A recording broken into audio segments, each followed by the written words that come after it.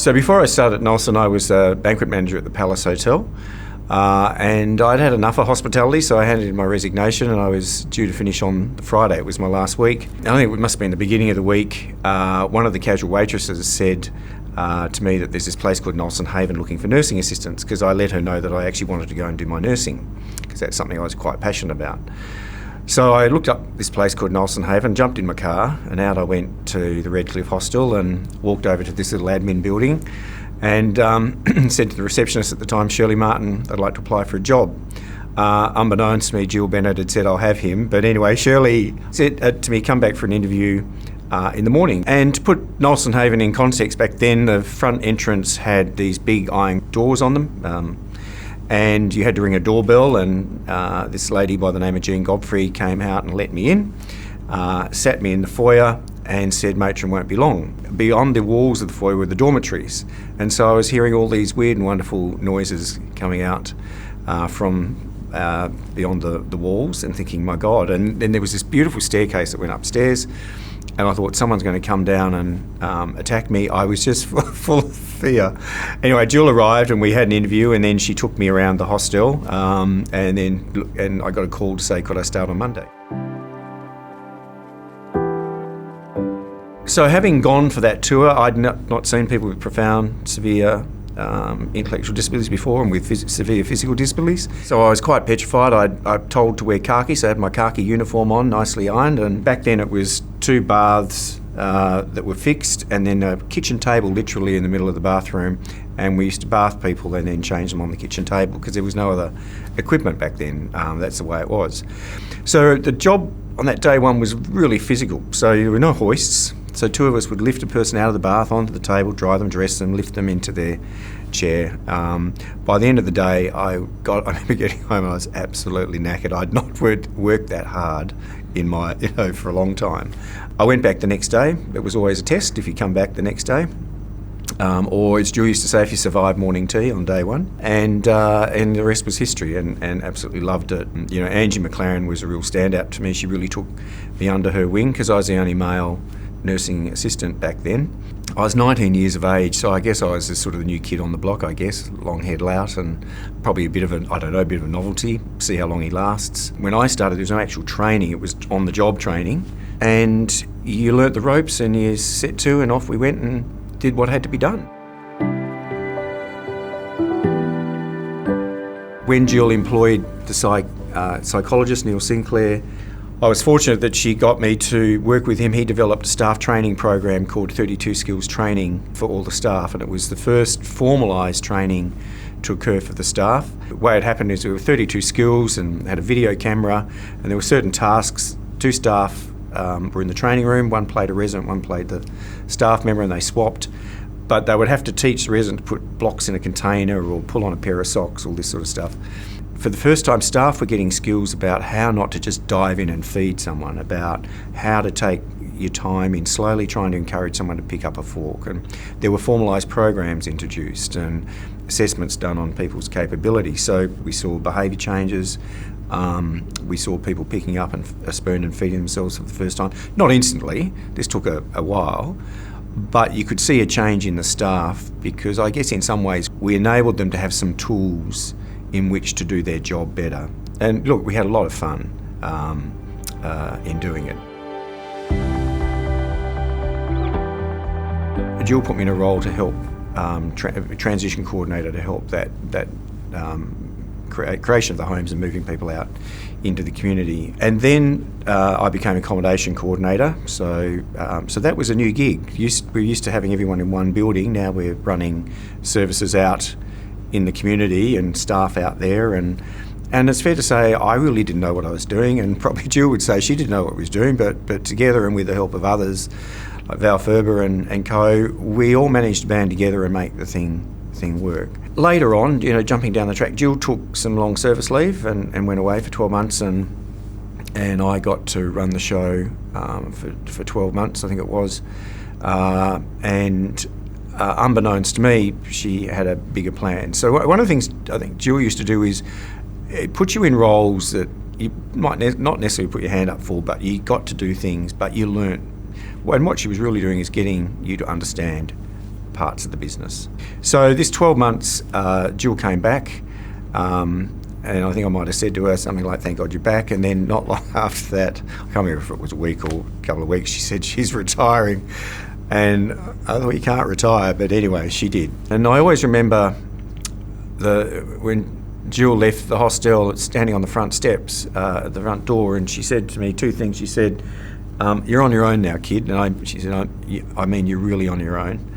And what she meant by that is life as a CEO can be very lonely because, you are on your own.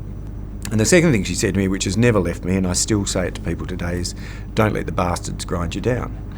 And, that's just stuck with me through my career, that, sometimes you face into difficult times and you have people really harassing you, whether it be government or whatever. Just don't let the bastards grind you down. Just plough through with where you've got to go. From the day I started a very inclusive organisation, I was 19 when I started. I was a young gay man, and back then it was taboo. It was still illegal in WA to be gay. And so I really wasn't out much at all. But she created an environment where you felt safe.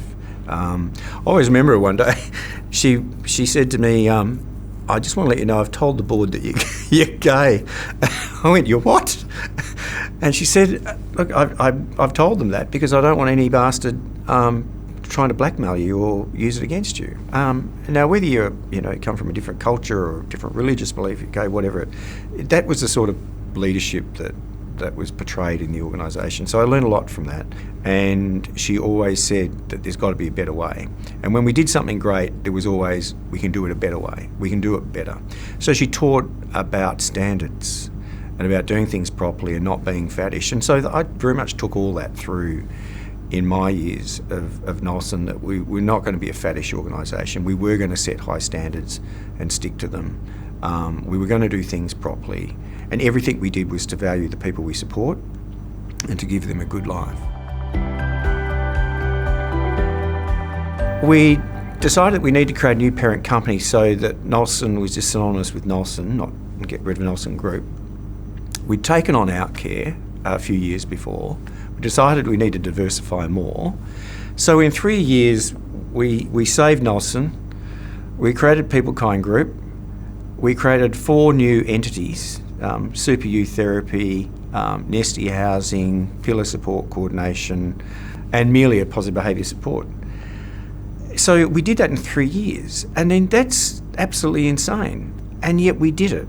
I mean, so one thing about Nelson is, yes, I might have been the CEO and Jill was, but you surround yourself with great people, and it's the people who make things happen.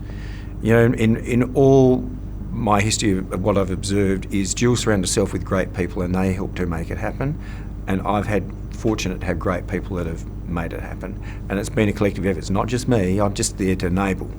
I always remember Jill used to say, "I'm here to direct traffic or arrange the flowers." And my view is I'm here to enable people to be great at what they do.